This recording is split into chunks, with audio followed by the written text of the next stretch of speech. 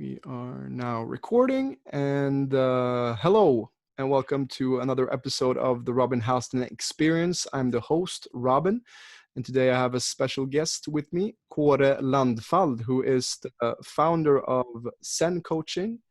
He's got a website, zencoaching.com, and he has actually a global network of, you can fill in maybe how many current coaches you have, but I've seen South Africa, Poland, Sweden, Norway, and probably coaches all over Europe as well, I presume. And it was interesting researching your Kåre in front of this episode, because the more I looked into your website, I understood like what kind of like big deal and what amazing stuff you've been doing, like working with the UN and having several businesses, and also this father of this Zen Coaching enterprise, or what you call it, and this kind of hub for so many people. Welcome to the show. And what would you say about yourself to someone who don't know you, Kåre? Well, first I want to say thank you for inviting me. I'm happy to be here and happy to have a dialogue. I'm also happy to be able to share what I love with a bigger audience. So this is an opportunity for that. So plus I love conversations, dialogues about important topics. It's my favorite activity, actually. So maybe that's the beginning of my answer. I love quality conversation. I love dialogue. I love when human beings use their mind and heart to talk about things that really matter. And when the communication is benevolent, when it's coming from a good heart, you can say, from wanting the best for everybody. When it comes from like mutual care, mutual interest, some sense of real connection. So that's something that's been of my interest as long as I can remember. And it has become my full-time job. You can say Zen Coaching is a way to engage in that. I have a job where I get to speak with people about what matters most to them. I get to learn the most intimate, personal thing about their lives. Personal in the sense of universal. I love that personal thing, which is universal. You know, you have private and you have personal. Private, I don't need to hear every private detail or confession, but to hear what do you long for in the depth of your heart, you know? What is your life about? What do you find painful and difficult in your life? When people share this with me and we get to talk about it, I love it. So that is what coaching is about for me. It is having these beautiful conversations, heartfelt, where I learn something, where the other person learns something, and where life can flow in positive directions. Yeah, so that's what I'm doing. I've been doing that for 15 years in many different ways. And as you, I've done many things. I've been around now for quite a few years, so I've had time to try many things. But basically, I love to learn. I'm a lifelong student of life, and I love to learn. I love to explore what it is to be human. I love to adventure, basically, and I love to co-adventure with other people, and especially in the world of spirit, of heart, of being, understand each other better, find a way to live the love that we are, live the freedom that we are in a good way. And I don't see that as a once and for all accomplishment. I see it as an ongoing journey through a whole lifetime. And for the all of mankind, humankind, it's like I don't I don't see an end point. I see this as the individual and collective evolutionary movement. It's happening whether we want to or not. But we can participate actively. Yes. So that's what I love. Mm. I mean, I could answer this question in 100 ways. Yeah, that's the beauty of as I said to you before we started, I love this long format where someone can just there's no time limit, and we can have a free space for what's alive in the moment. And what I also hear when you talk is like this kind of what you expressed is like this I take from like the connection that you want to have with the people, and why I love these kind of long format interviews as well is this kind of in this high technology dense world is like all about the the 7-second clip or the 1 minute this and that. And there's so much, we're so interconnected through phones and technology, but we have also in that process for me like lost a lot, like our connection to ourselves and to our own heart. And we don't have time anymore to sit down and have these quality conversations because we're always on the go, or we're busy in our own private uh, stuff that we are doing. And yeah, I also forgot that you also was you also owned the place where I currently live and work, Ängsbacka, for a couple of years as well, together with Kjell Kolstad. And that's why we're having this interview. That's how I stumbled onto you, because I've been also hosting you as a housekeeping work leader there as well. And I also kind of want to start this interview with the Zen coaching question. What is alive in you today or right now, Kåre? Right now. Yeah, it's interesting. We have today and we have now. So those are a little bit different. Today is a concept and now is now. Mm. If I start with today, it's the story of today is I'm visiting my parents in the house where I grew up as a teenager. And my parents are quite old. They need some support, and it's nice to be here and meet them. They're both alive, still living at home. So what's alive in me is this sitting in the house of my teenage years. Always when I come here, my whole history is somehow waiting. It's the same dinner table, that I've been, yeah. So that's alive with me, this feeling, actually gratitude that I still have my parents, and also to be able to help them a little, practical, like cooking some food and just having conversations. So that's alive. Also, it's alive with me that I'm meeting you. I feel some excitement that, wow, I enjoy this. We have time. It's as you say, it's like these conversations, I have to be on the, like, okay, I have to explain Zen coaching in 1 minute or 5 minutes, or tell my life story in 10 minutes, or so I feel it's nice. We can hang out together. I have time. We have time. I'm curious about you. I mean, I don't really know you. I've met you briefly, and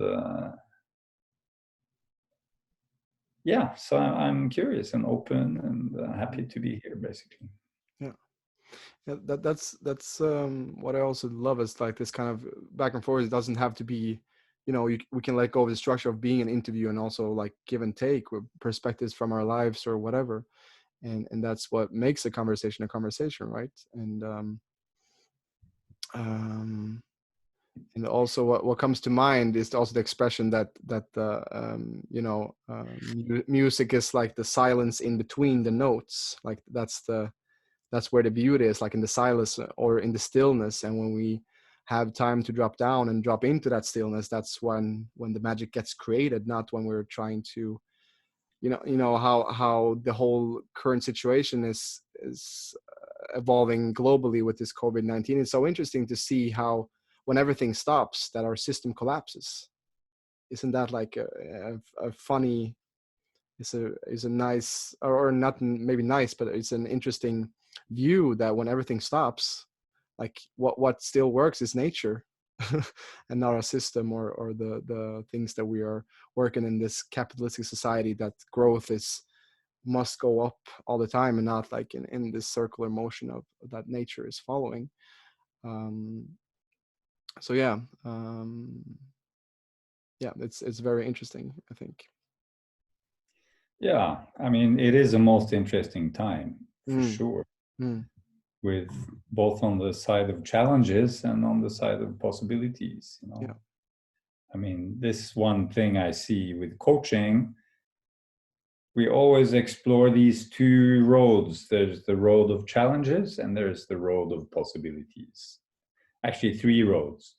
There's the road of problems and challenges. There's the road of celebration and gratitude and Mm, love. And there's the road of possibilities and potential. mm, So these are the three roads. And whenever there's a crisis of any kind, all these roads get intensified. You know, like if you have been infected, like I listened to a friend of mine had a video sharing. He's older than me. He got infected and he had 4 or 5 weeks. I think he didn't know if he would survive.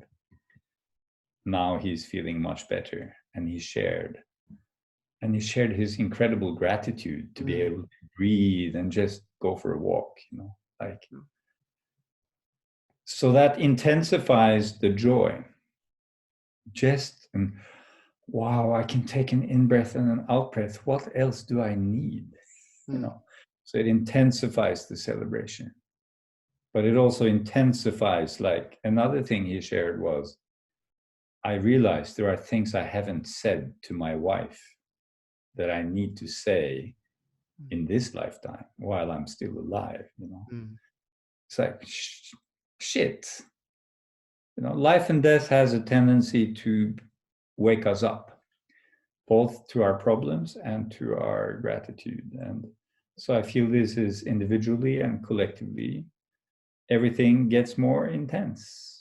And that can be intense in a bad way or intense in a good way, and these things flow like this. So yeah, it's the most interesting time mm, everywhere. Of course, life is always like this, but yeah. now we're somehow joined in a shared experience. Mm, So there is also this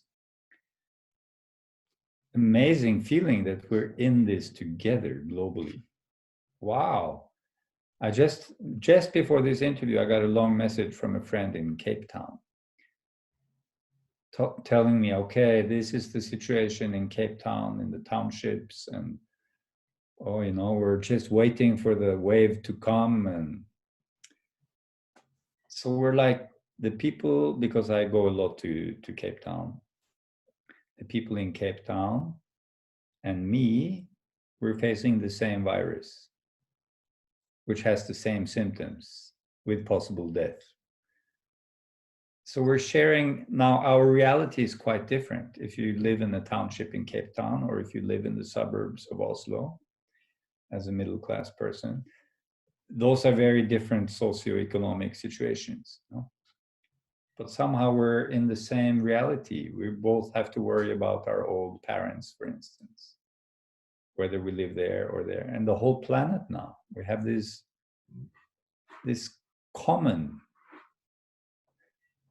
enemy, so to say, and mm, this enemy is actually rather innocent. It's not like a bad person. Of course, now our some people want to like make China the bad guy. They created the virus and it's all evil. I don't buy this story so much. mm, I see this virus as not some bad people's construction. It's a shared. It's something that has. Actually, I believe more in this story that these kinds of virus pandemics are a result of us infringing so much on nature and wild animals. Yes. We are so many of us humans, and we are taking over the habitat of wild animals, and we're mixing in with wild animals. We're supposed to be more separate. Mm. So it's a price we're paying for being so many, and for the way we treat animals and nature. That's more, and that's a collective responsibility. That's not a few bad people who are doing that. We're all doing that. By living a modern life, we're doing that. By driving a car, taking a bus, eating food. I mean, we can't avoid being part of that. Almost. We can, but it's very difficult. Yeah, it's the small actions that the billions of us do every day. I guess that's accumulation of how we all this, the standard is so high these days, and a lot of stuff that we do use and have, it didn't exist 100 years ago, so are we even in need of using it is also very interesting to see, you know. There's also this collective learning, you know. Yeah. We can all learn, like, wow, how is it to stay at home with the family for 5 weeks, you know? Yeah, What can we learn from that? exactly. I just read in a Norwegian newspaper, they did some research. What happened with the quality of life of the families in Norway who had to stay home? You know, did they start to fight more and get more depressed?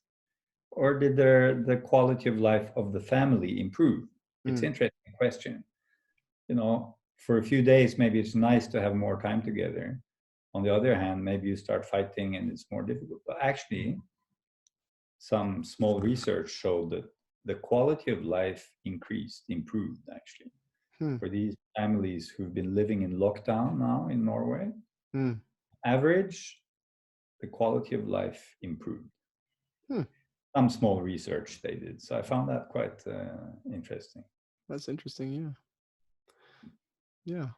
I think it can swing both ways depending on how much you spend time with. Like I feel like for some maybe that maybe work very much and don't have time to see their spouse, and they like realize that they are like another person that they married or something. That can also happen right now. But of course, all things can happen. Can yeah, be better. exactly. Everything. On average, Yeah, there was actually an improvement, you can yeah, say. Of that's course, for interesting. some people, it leads to divorce. Yeah, So, yeah. But I what you also said, I think it's us collectively we're also faced with the imminent, like I know you also like the teachings of the Thich Nhat Hanh and like the Buddhist principles and like the impermanence of life, that we are also forced with the inevitable death right now, and we're trying to cling on to security of sure, yeah. keeping on living. And it's, you know, life is very fragile, and as you say, that's what your friend sent you a message of of almost being like when we come close to death, that's also when we maybe become more grateful, when we do survive or come out of it, or when we're been in a deep depression or crisis of any kind. It's like I have one of my favorite quotes is, every wound is a womb, that from every wound or something, there's so much medicine to be extrapolated from that given situation, because you learn something. Like we learn something from this situation as a collective as well, like how we function as a collective, and how we impact the world Yeah. through our actions. Yeah. And one of the reasons, Kåre, that I have you on is because I attended the webinar you had for Ängsbacka. I think it was late March or beginning of April. Yeah. I don't remember exactly what the topic was, but it was changing from like looking at this perspective, like this crisis, and looking at from what can we actually, like, what I just said, what can we extrapolate, what can we learn from this, what can we double down on in this. And I found the workshop was very powerful into changing that kind of perspective. And it's also interesting, now we also came out with a new course called From Abundance to From abundance. to abundance. Not the other way around. True prosperity from lack to abundance. Yeah, okay, yeah. And maybe you can dive deep into that, like that maybe the workshop that we had, because maybe there's principles in that workshop that you also have in the course, and what is the new course that you're having as well? Yeah. Well, maybe to put things in a context, I worked in international organizations for 8 years. So I worked for the United Nations, I worked for the Ministry of Foreign Affairs, I did consulting on World Bank issues, I traveled to Africa and Asia, I worked in environmental work in Cambodia, planning, river management. I was in this global, how can we make a better world business, you can say. This, what can we do about the environment, about poverty, about oppression, about how can we collaborate better?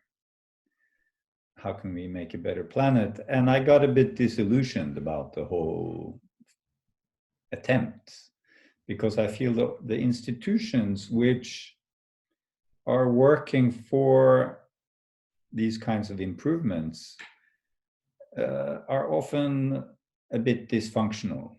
Mm-hmm. And the whole helping business is also dysfunctional, fundamentally dysfunctional. Like a rich country helping a poor country introduces all kinds of strange psychological dynamics. People don't like to be helped in that way, and yet they do want support. So I was in this field. I wanted to do something good for the world, but I was getting more and more insecure about whether I was actually contributing positively at all. I was just part of a semi-dysfunctional machinery with many side effects that I didn't enjoy, while I myself was getting a good salary and traveling the world. Okay, so I benefit, but that wasn't the reason I was there. That wasn't my primary reason to be there. So that's, after that, I shifted into my own inner journey, you can say, 20 years ago, more than 20 years ago. I decided a deeper inner journey is needed. For me, first of all, I need to do my own inner journey. Instead of trying to save the planet, how about saving myself? Begin in the right place. Yes. Because if you have a bunch of dysfunctional people trying to create a better planet, it doesn't really work. Dysfunctional minds create dysfunctional systems, which create a dysfunctional world. So in the end, each of us, we have to do some kind of inner healing journey. We can't start by being an activist, really. Of course, it's okay to be an activist, but if you're not also interested in self-healing, self-growth, you're not going to be very effective as an activist or do much good. So I did quite a big inner journey with in Buddhism first, and then Osho teachings and this and that. And I've continued. So it's been full-time now for more than 20 years.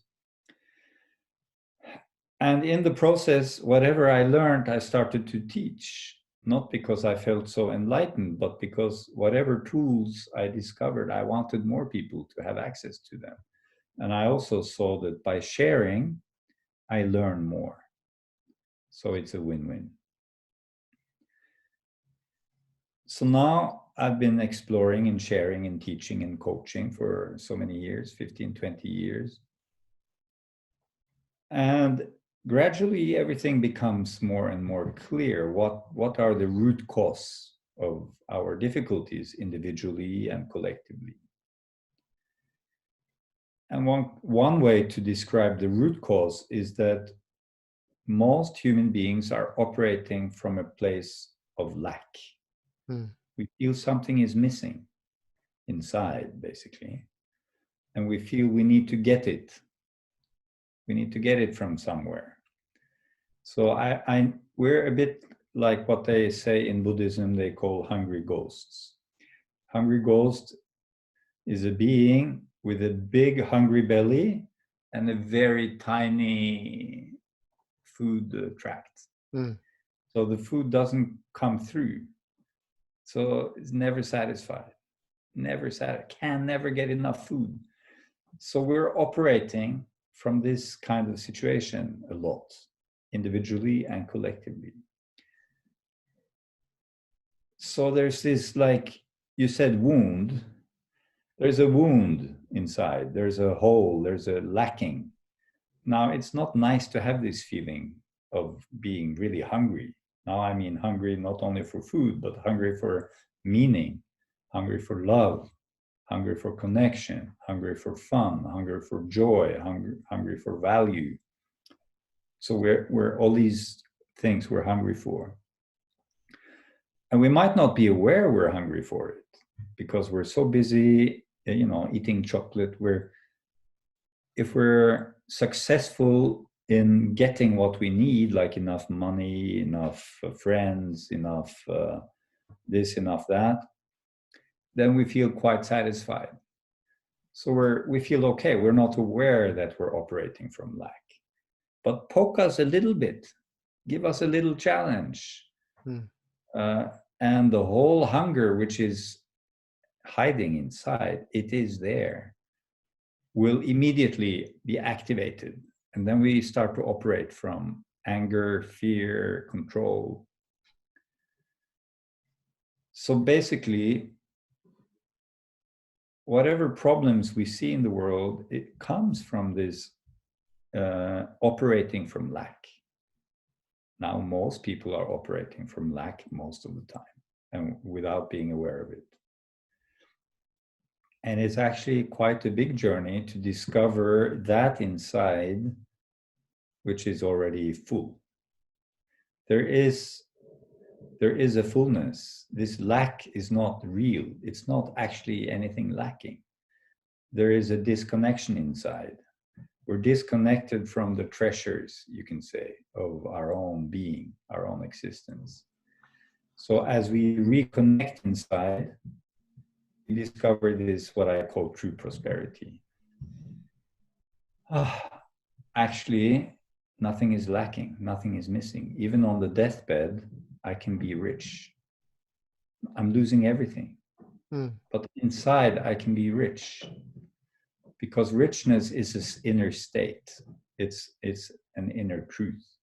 So this online course that I created and all my workshops, all my teachings, all my coaching, it's all about helping people discover the inner richness and then create their life from that place.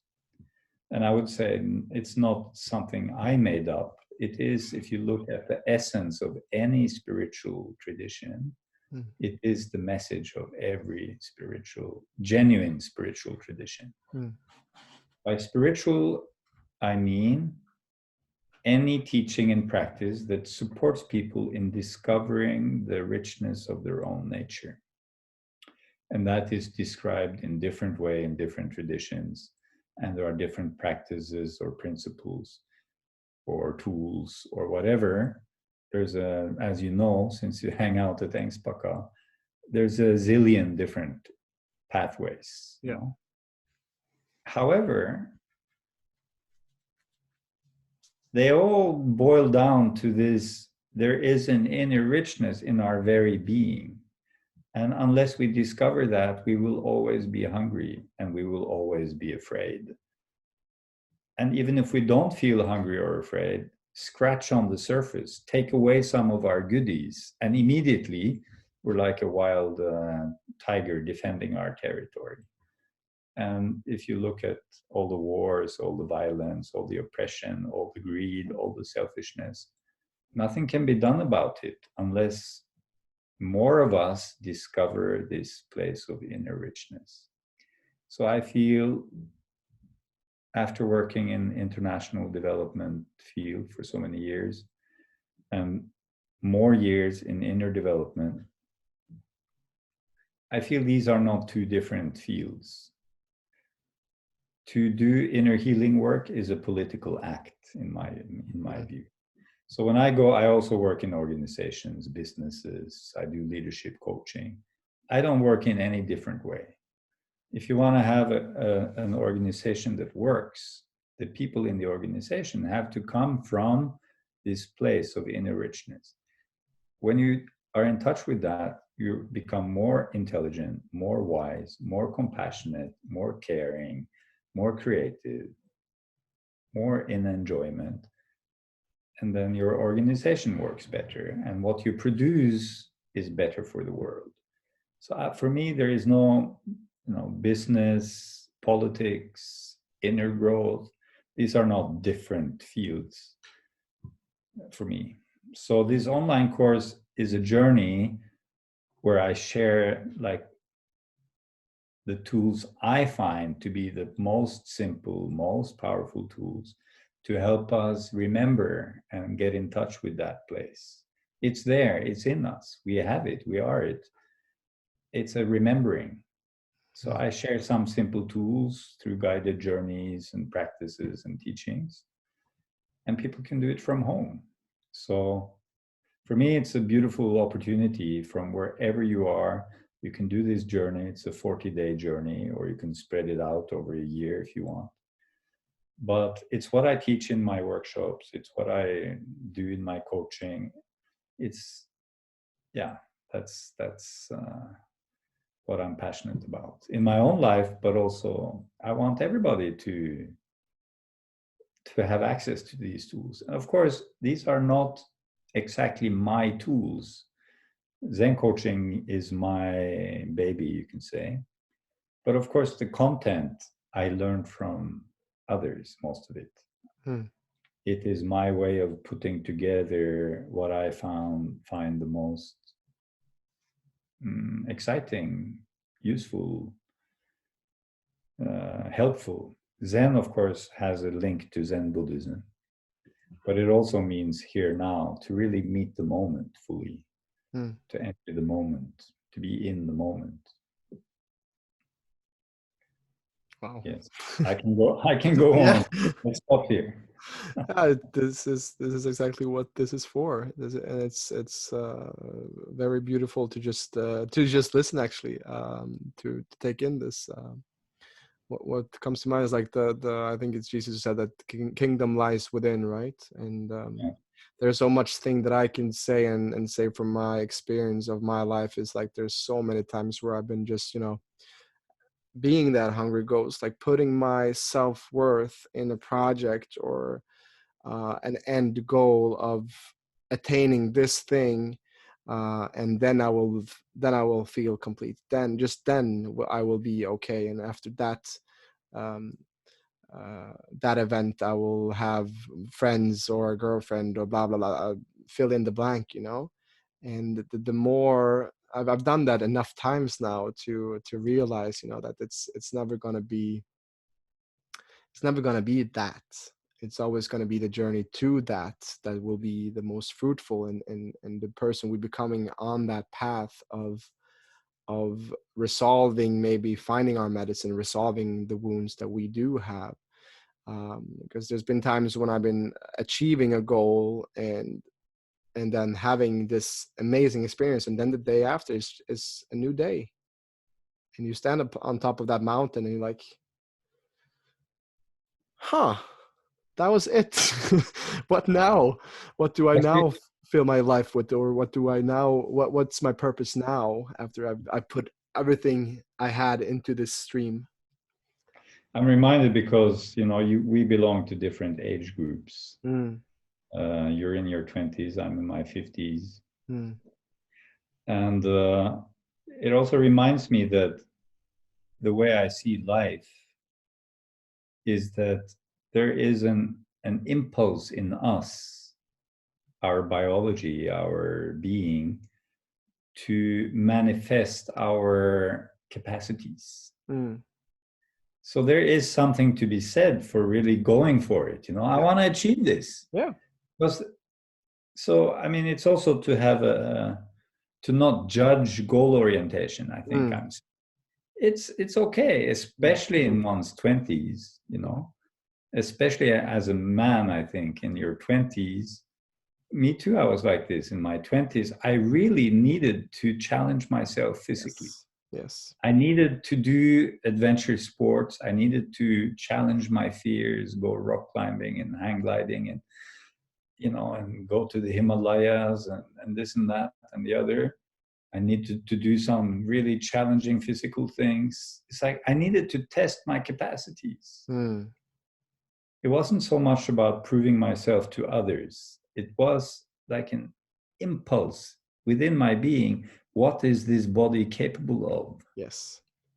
So I think that's a little bit different from seeking, like, when I reach the top of the mountain, then I will be happy. Mm.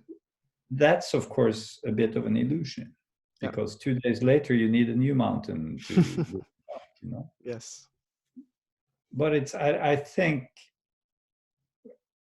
we should also celebrate this impulse to actually go for it. It's like, okay, let's see, can I actually climb this mountain? Am I capable of it? What does it take? Do I have the yeah?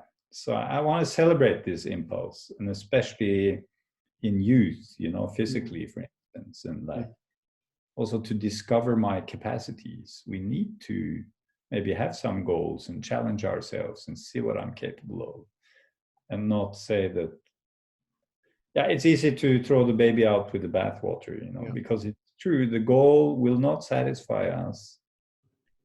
That is the teaching of Buddhism and spirituality. It's all here now, and let's not be caught up in the future. I Yeah. agree. I teach it every day. And so I like this word, Mm. and let's see more perspectives on the same phenomenon. Yeah. Yeah, there's a balance between action and inaction, and to just go with the flow and let things happen to you, and to realize that there's actually things that you can control. And I think that's been my biggest shift and learnings in my 20s. It's been like coming from more of that lack state that you were talking about, like in my early 20s, and then realizing more and more, the more goals I achieve, sure, I achieved them, but it was not satisfying when I stood on those mountains. And what you just said, like this kind of I think also the masculine like thrives on challenge, and thrives on having a goal in mind as well, and like have setting your aim for something higher. Because also by setting a goal, you have to almost like, okay, you have to break that goal down into smaller sections, and to, okay, what in my daily life do I have to change? Maybe I need to stop eating that chocolate bar every day, or maybe I have to start exercise 15 minutes a day to achieve that, what I want to achieve. And those could be like really good benefits for your overall health. And talking about physical challenges, I set out also like 2 weeks ago to do the run for Ängsbacka. As many might know, Ängsbacka is also, of course, affected by this thing, and I also thought like, oh, how can I put like on kind of a freak show to like get people to donate to the fundraiser that was going on. And I was like, okay, I have never run 100K before, I'm gonna try to do that. And with all this said, that I've also been saying, 100K in 24 hours, right? I did it in 15 hours. Yeah. The Max goal 24. was 100 miles, but I exceeded my 100, personal 100Ks or 100 mile? 100K is what I did, but Yeah. the goal was to do 100 miles in 24 hours, but I stopped at 100K. See. And I exceeded my own personal record by a marathon that day.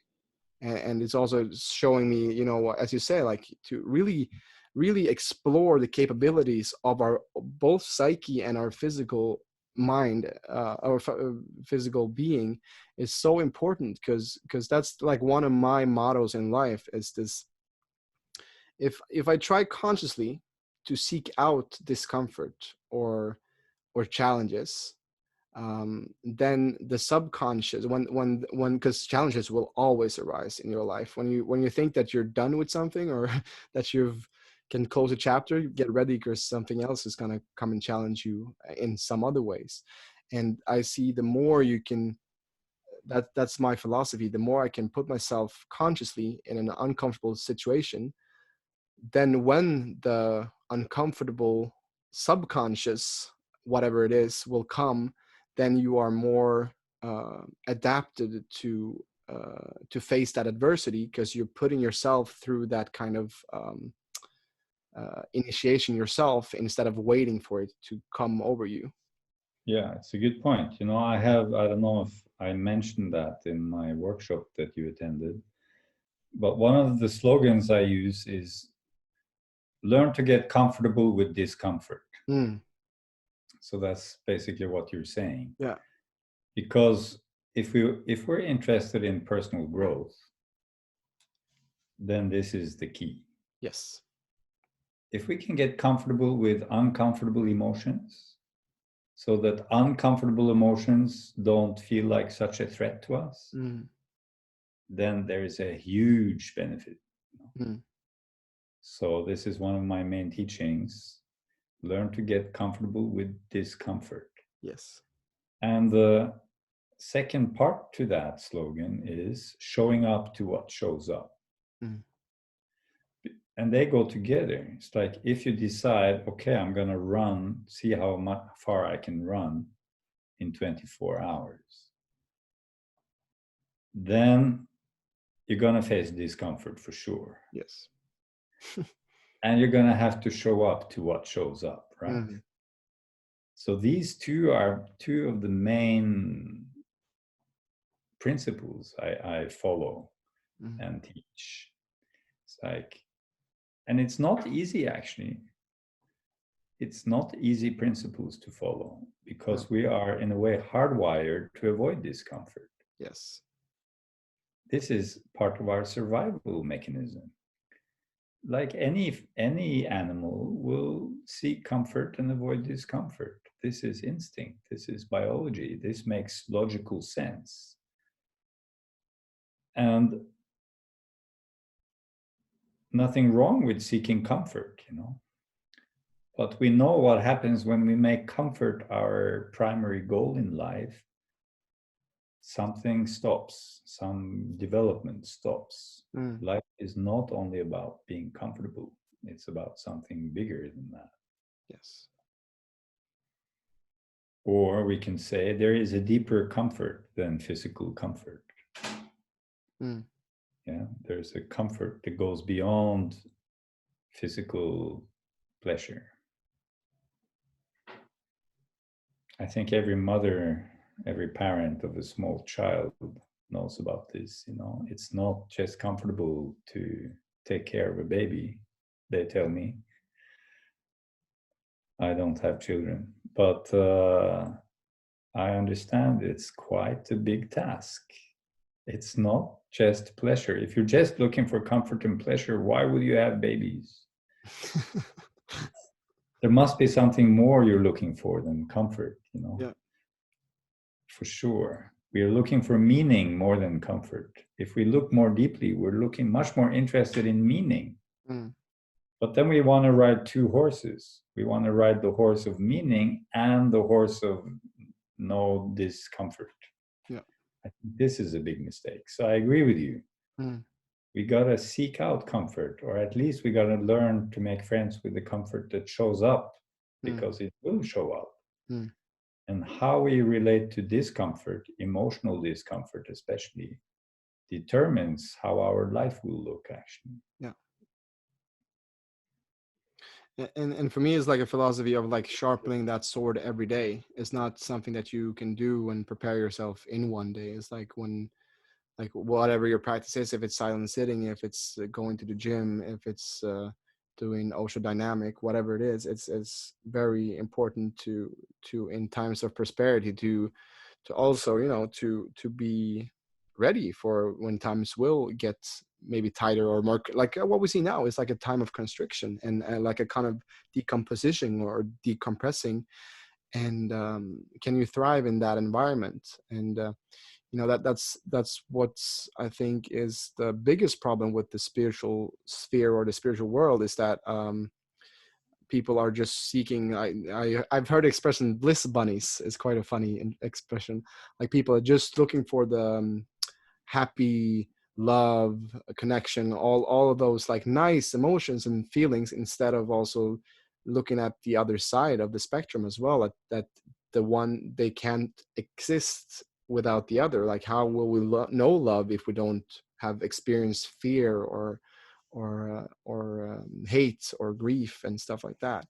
So that we need is that's what I see, the principle that my motto that I shared now is like, if I have my level of comfort is here, and then I go out of my comfort zone and then change the marker here and then change the marker here, then the spectrum of being uncomfortable becomes so much greater. So for someone who hasn't done that, whenever some stuff happens out here, they will be thrown out of balance, they will get triggered, they will, Yeah. they will maybe feel really bad and don't know how to deal with that. But if you've had build up your own spectrum of this level of uncomfortability, then you will be more likely able to thrive in that kind of challenge, instead of caving in and not being able Yeah. to use that medicine that comes in that situation. So one way to then describe, based on what you say, I agree with you. If we think of inner development, Mm, not as measured by how blissful you are, mm, but by how big a container you have. yeah. So it's not about developing so much the content of the container, but about developing the container itself. Mm, So has your container increased? Is it able to include more? You know? So actually a mark of growth is that you're able to include more pain, actually. yes. You're able to take in the suffering of more people. Mm, You're able to embrace more difficult emotions. mm, You're able to stay firm in stronger storms. So your container has increased. You are able to include more. So I find this to be a better measure of growth than, and this is an invisible thing, you know. As you say, how do you react when you're with somebody who's judging you, for instance? mm, Can you stay cool? yes. Are you able to embrace the situation, your emotions, the other person? How do you relate in that situation? Mm,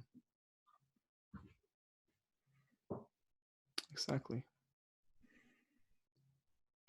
I'm a bit curious, Kåre. I'm gonna take it back a little bit. You talked about 20 years ago you went more into the spiritual development stage after being out there and trying to change the external world.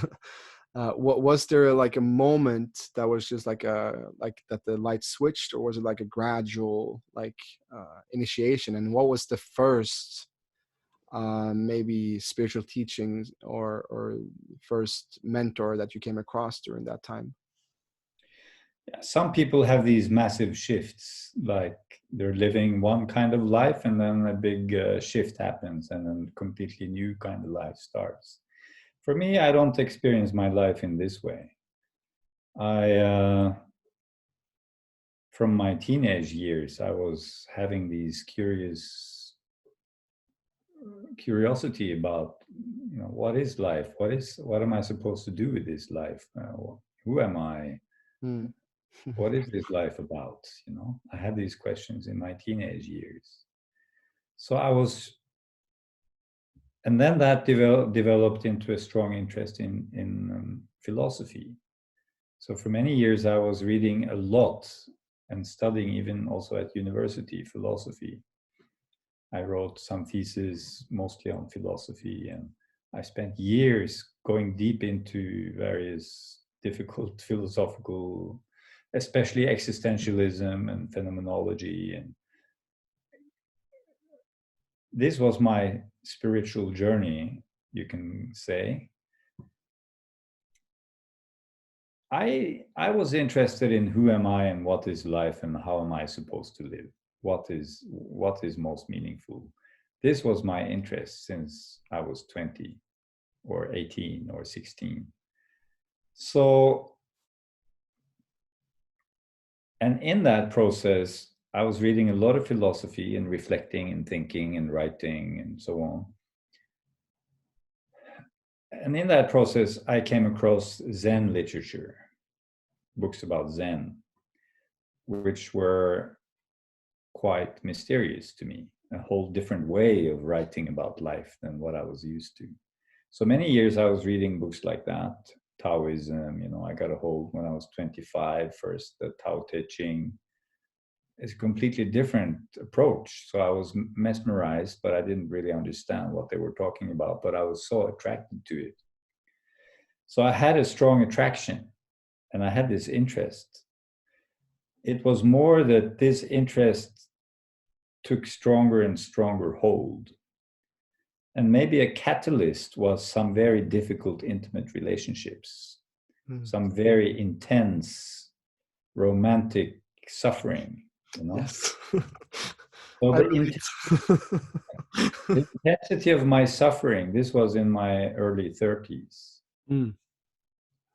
it's like intolerable, and I didn't know what to do about it. And I didn't trust normal psychology because I was more interested in existentialism. I didn't want to just fix it. I felt there was something existential about this.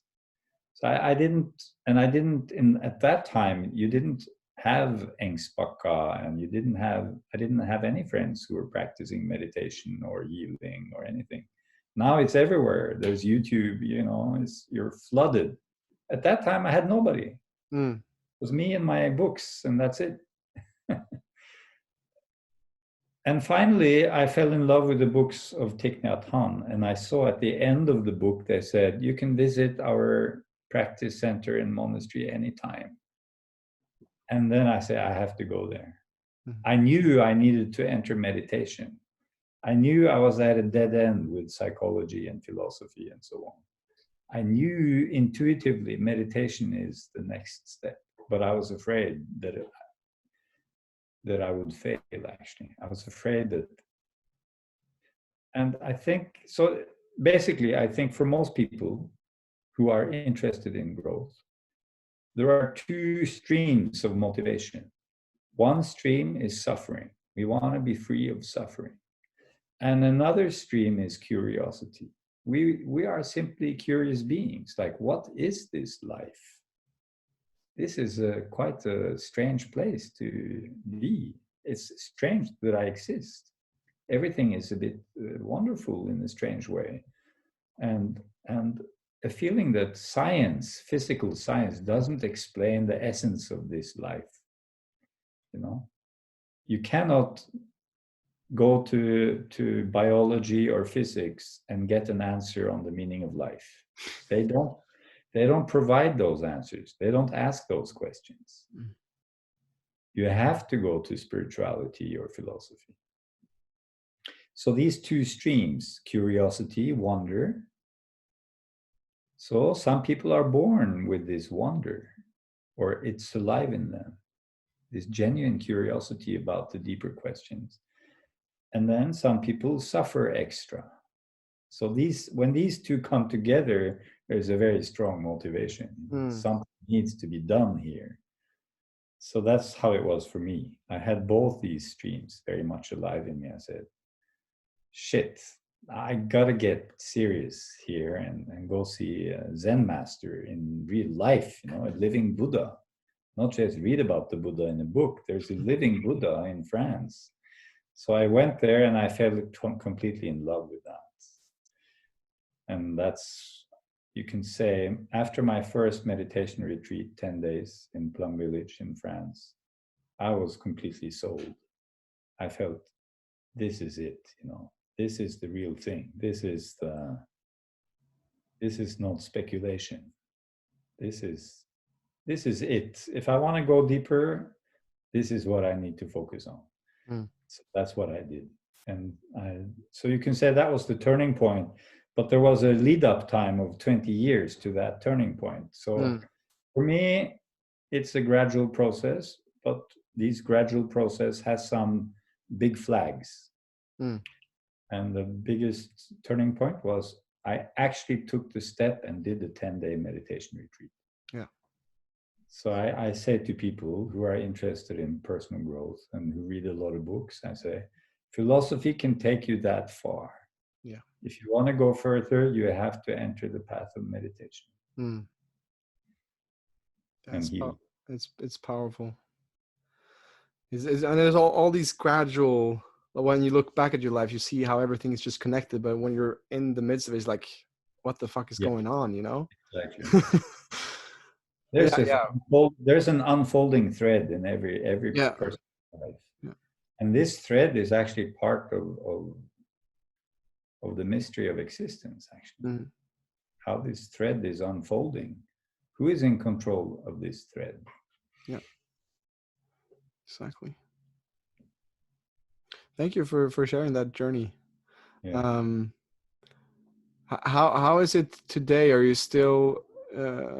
I actually saw also the documentary Walk With Me about Plum Village in Thich Nhat Hanh a month back or two at Ängsbacka.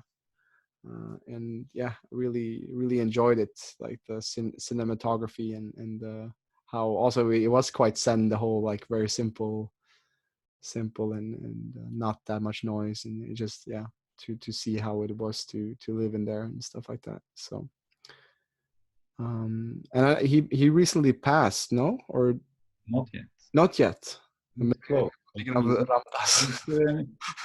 He enjoys planet Earth, so okay, cool. He's okay. 92 or 93 now. Oh, wow. Okay. Yeah. But he's still hanging in there. Yeah. He had a stroke some years ago.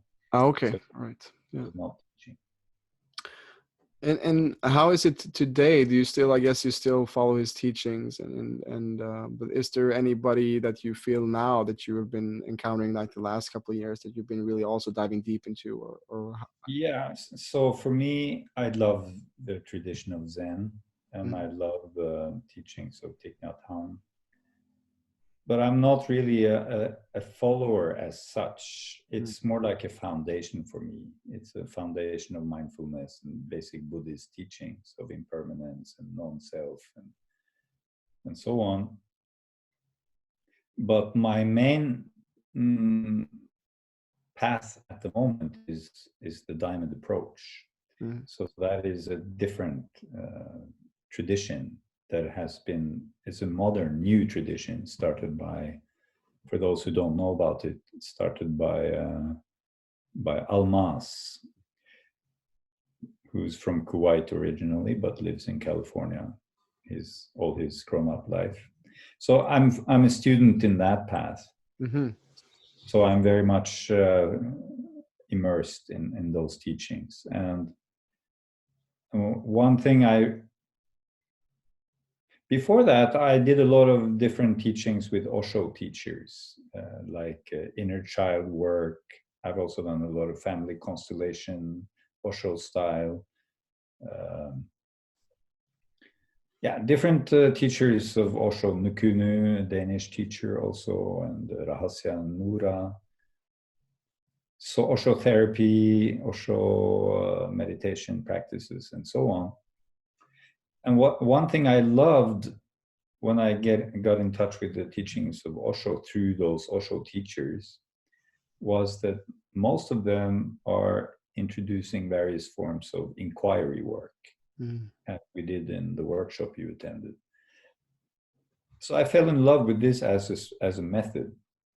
So we have meditation as like the basic meditation, to be really present, to be witnessing, to be in the moment. Inquiry, now I think of it as a left and a right hand. It's like one hand is meditation, presence, just to be here in the moment, witnessing, aware, mindful. This is the foundational practice. Very simple, nothing spectacular, just to be here, here we are, here I am. Then the other hand is inquiry, which is to engage with what's happening now with a curious, exploring attitude. So this is a method, but it's also a way that our being operates. We are in our nature curious to know the truth, to understand more. So to engage with the present moment in this curious, asking, questioning way, so you can say meditative inquiry. So it's, since I come from philosophy, it's like bringing philosophy into meditation, or bringing meditation into philosophy. So I met that through various Osho teachers, especially. And then I found Almas, and he has made inquiry the center of his whole school, his whole teaching. Inquiry is a very richly developed method in that school, in that tradition.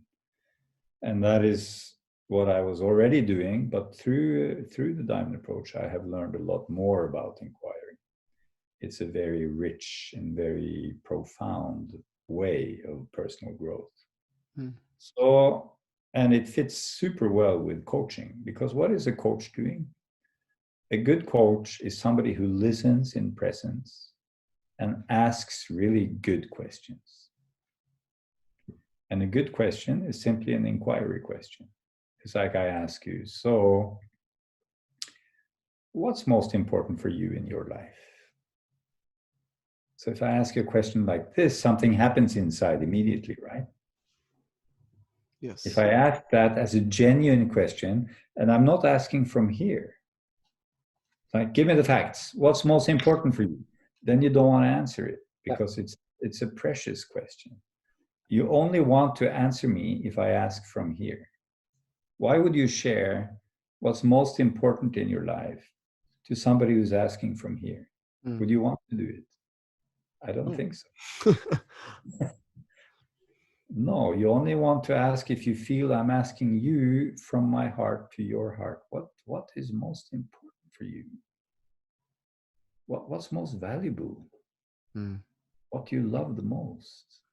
You know, it's an intimate kind of question. But that is what true inquiries are, always very intimate in a beautiful way. They're like heart-to-heart kind of questions.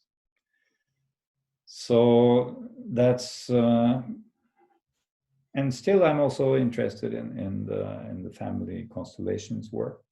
I find it very interesting. But I'm the kind of person who likes to be open to influence from many sources.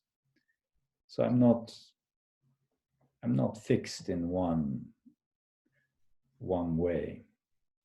I think that makes a good teacher, that you're always like there is no one way, and that there's always can be, you know, there can always be adjustments, and someone who takes on somebody's teachings and making it to even better perfection. And it's I've only done a few workshop on Zen coaching, even though like Ängsbacka, the sphere of Ängsbacka is filled with your soldiers of Zen coaching. and it's for me, inquiry has actually been like one, like I think I've encountered that it's like boring, and but I think it's also because I haven't done it, maybe gone as deep in it yet, that I've only done it a few times. So like it's repeating the same question, and like, but I think it's something about that, like also you see, I feel that we're talking about it, like also it's some kind of discomfort, you know, that there's something, if you just peel the layers of the onion back, like what is it that's really behind your answers. It does peel it's the most efficient way of peeling the onion that I know. Yeah. It will bring you in touch with vulnerable places. For sure. Yeah.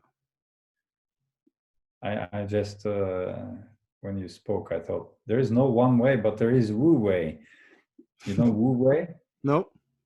Wu Wei is the Chinese for effortless action, or the action of non-action.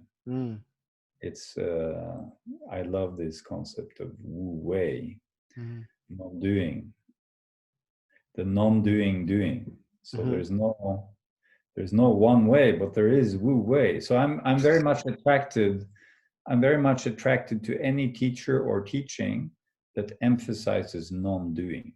Yeah. But non-doing in the sense of an inner non-doing, non-manipulation, non-effort. That's why I call Zen coaching relaxing into being. I call it effortless transformation.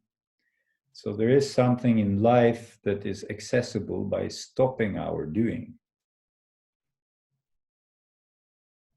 That does not mean sitting in the sofa watching Netflix exactly. It's something different. Yeah. But it is the essence of Zen and Taoism, and in my opinion, any genuine teaching has this teaching on effortlessness, non-doing, non-striving, nowhere to go, nothing to do. Yeah. It's like we're sitting here.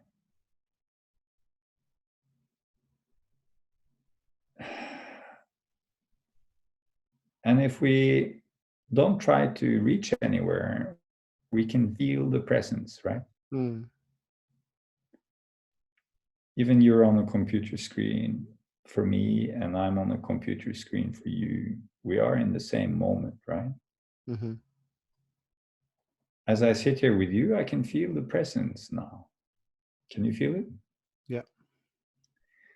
So this presence is what it's all about for me. You started talking about the silence. Silence between the words and so on. That's the presence. So when we start to feel this presence, like we both can feel right now, this is the satisfying thing in life. Yes. This is the meaning of life. To be in touch with this presence and to know this presence as our nature. And this is here now. There's no effort needed because it's always here. Presence is always here. But we overlook it because we're looking for something in the future. We're looking for something outside this moment.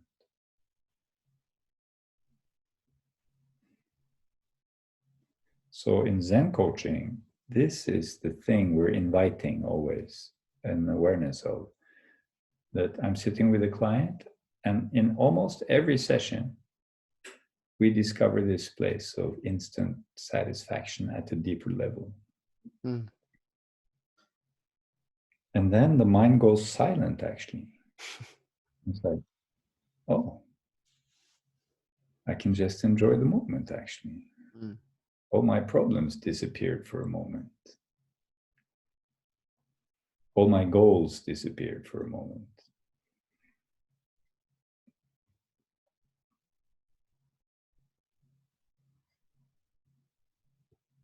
That's not a theory, right?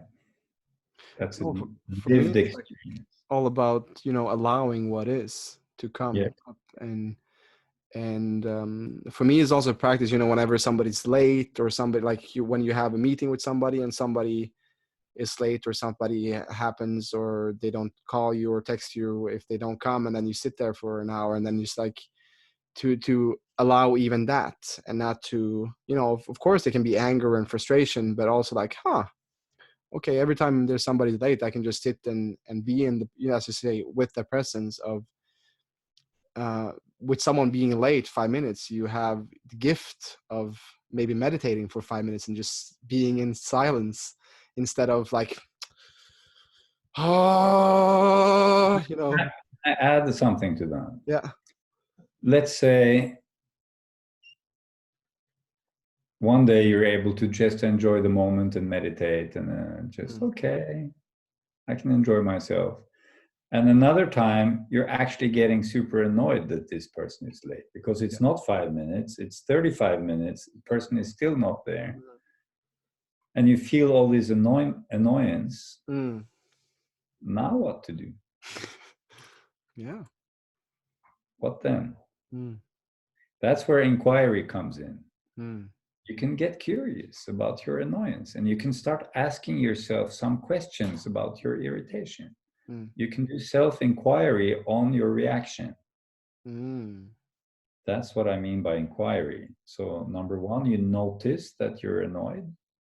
That's meditation, to notice what's happening. You notice how it feels in your body.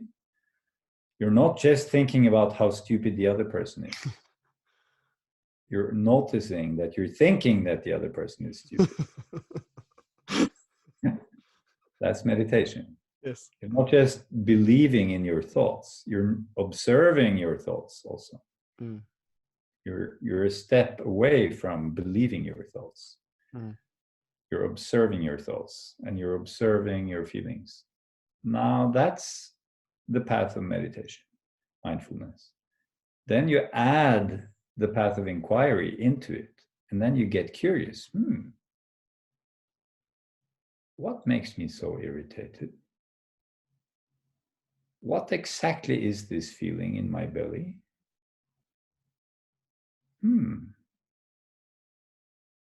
Does this remind me of something from childhood? Mm. I ask myself these questions. I do an inquiry, and then this situation becomes a gift. And in this way, every situation where I'm triggered can become my teacher.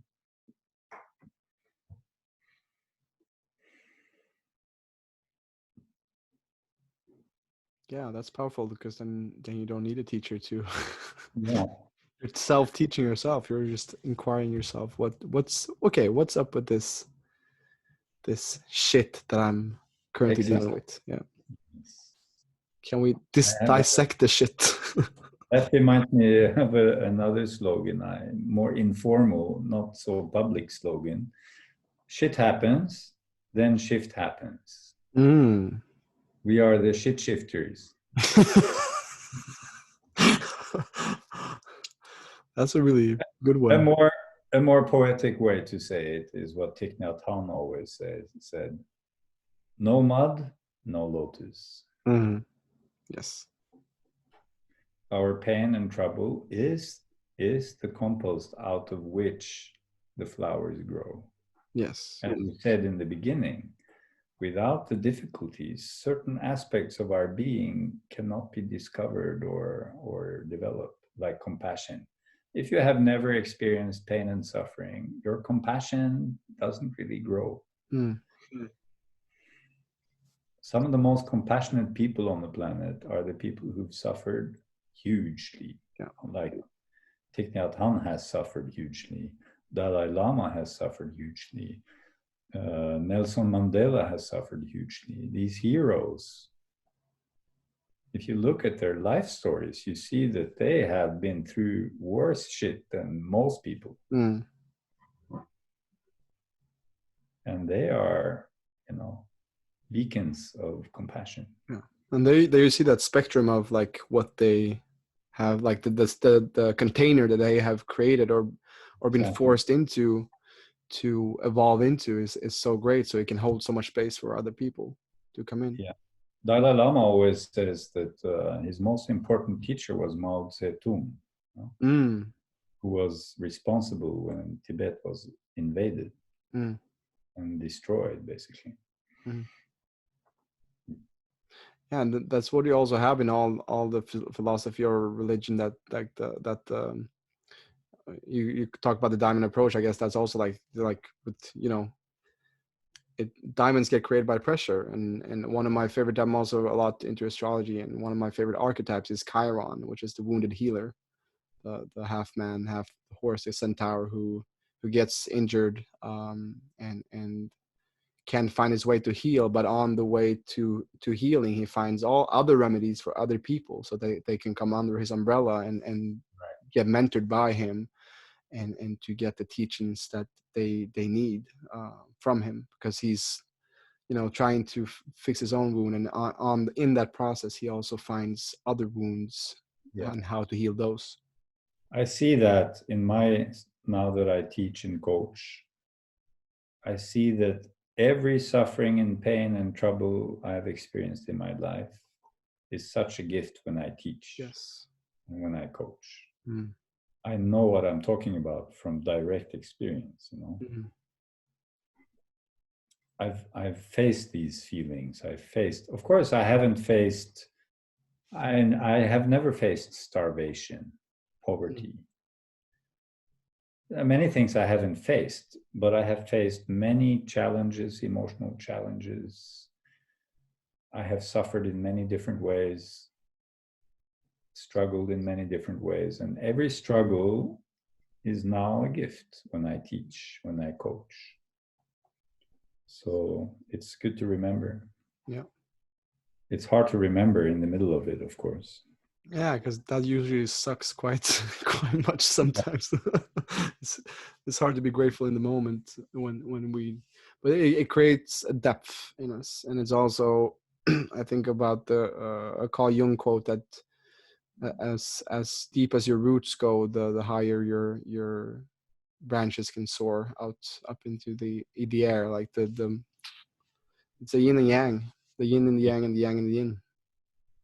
Another, I keep coming back to the same thing because these days there are quite a few teachers out there who are like spiritual teachers. Like, you know, if you come to this discovery or insight, then you have arrived home, you know. Mm, So you are lost or you're blind, and then you come home, and then all is good.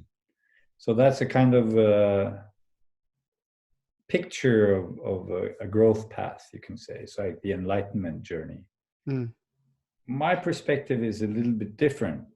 I prefer like a constant evolution. You know, there are many enlightenments, and then there are new troubles, and then yeah. there are new awakenings and new troubles. This is my perspective.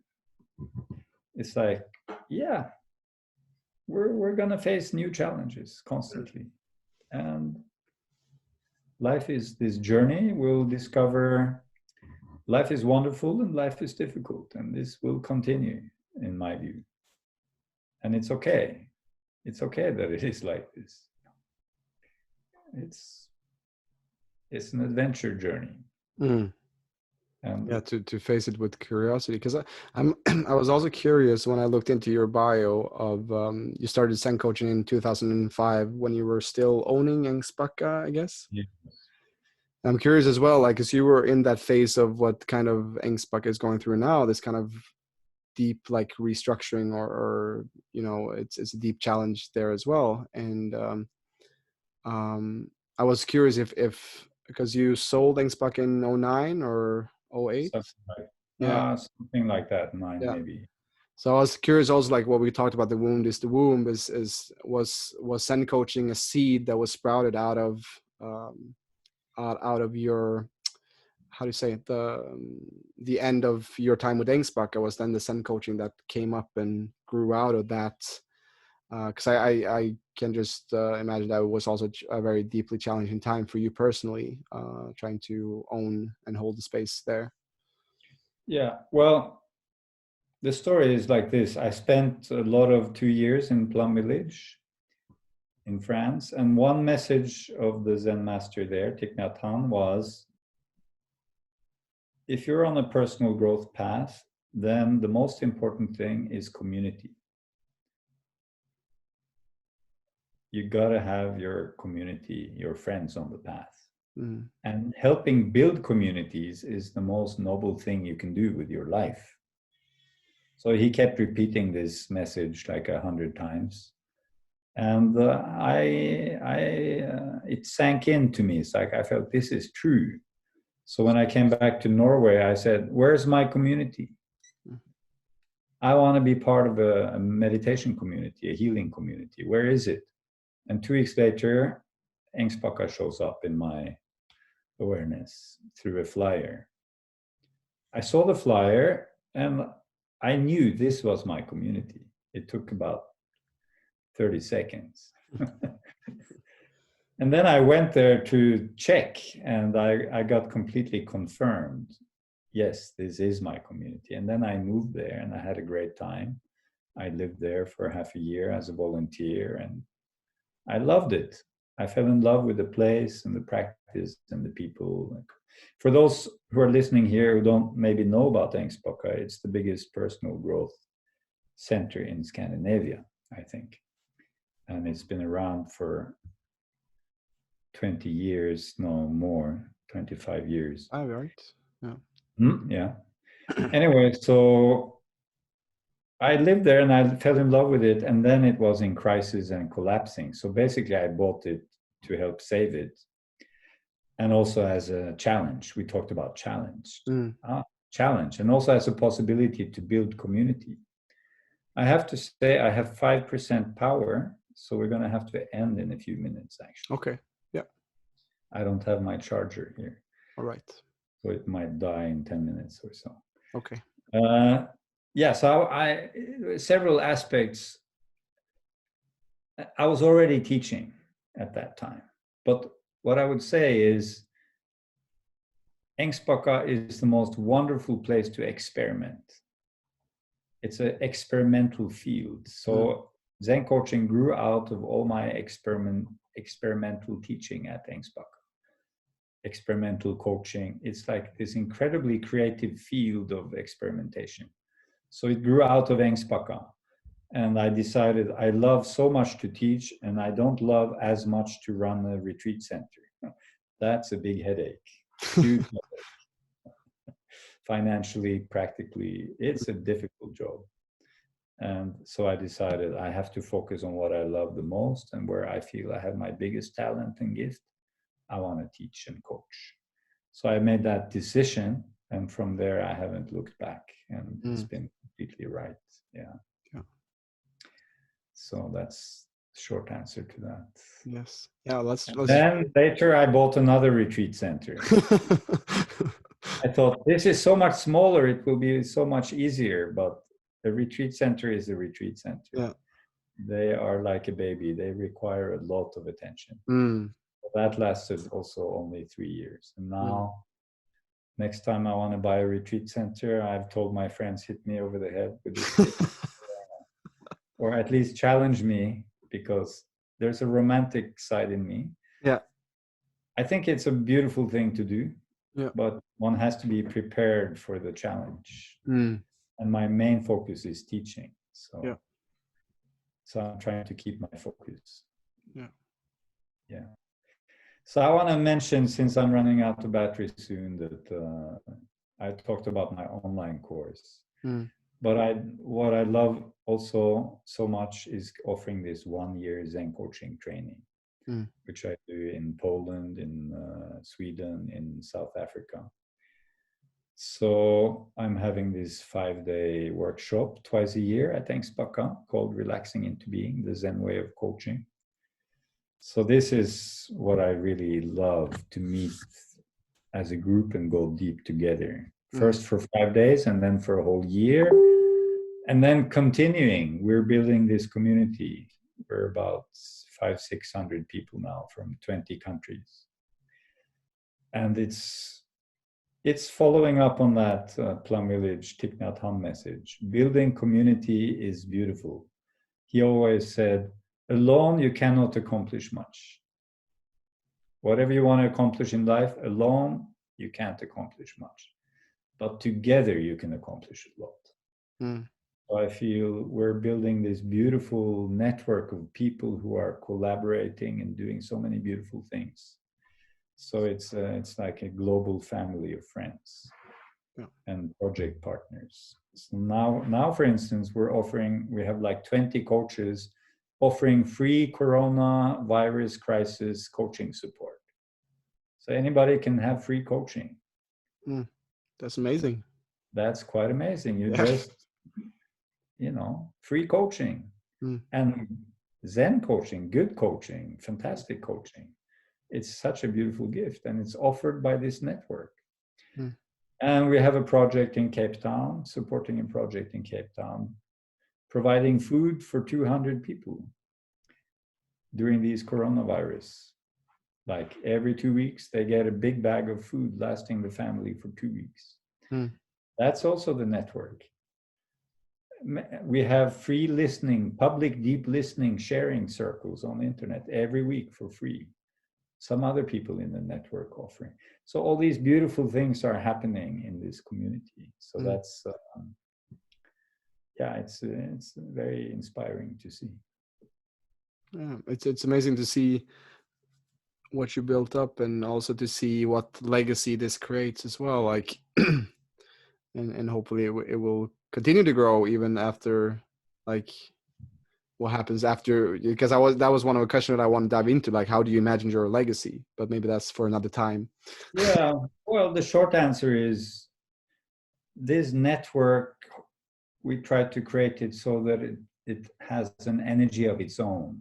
Yeah. No, I don't like to play the guru role, really. Yeah. I'm more like a big brother and a friend in the network and the main teacher. But I'm also a student. I see myself as a lifelong student, and we're like friends working together, collaborating. So I think the whole,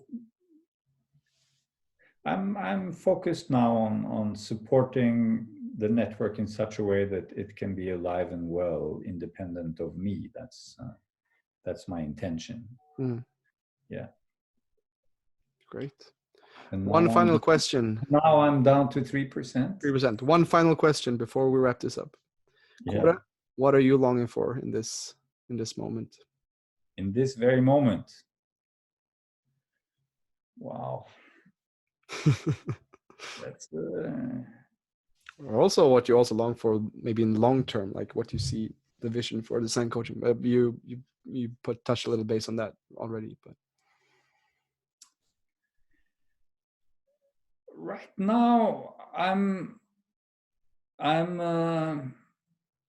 actually longing for empty space where the new can appear.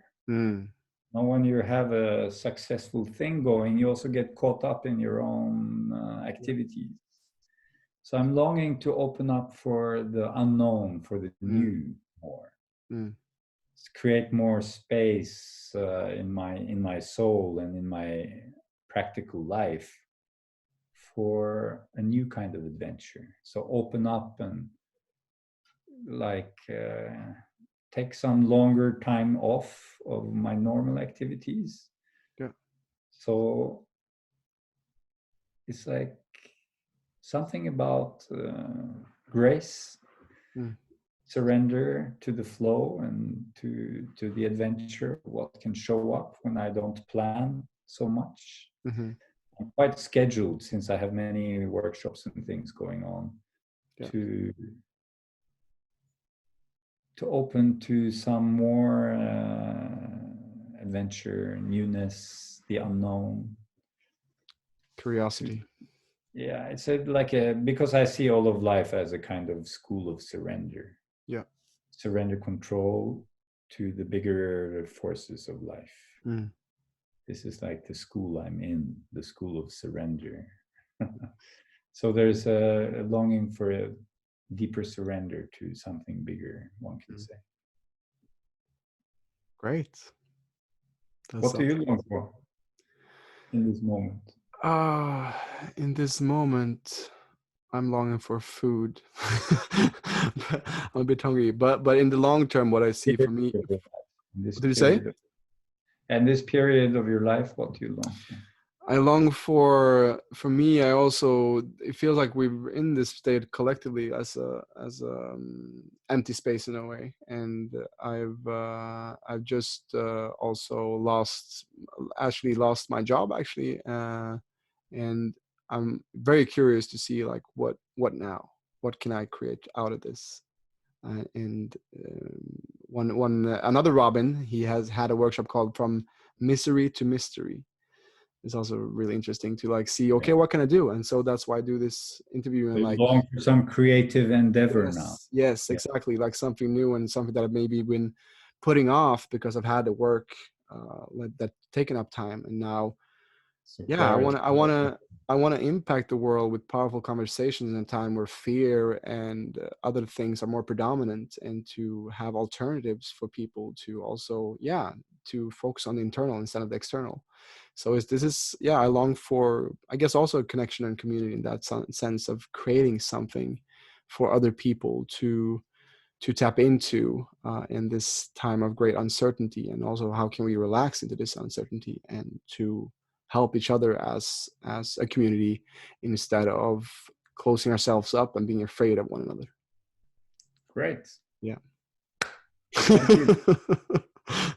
Thank you, Kåre, No, for your that's time. it. I know the battery is running low, and Yeah. I'm going to put some links to your course and to your website in the show notes for those that want Yeah. to get in touch with Kåre.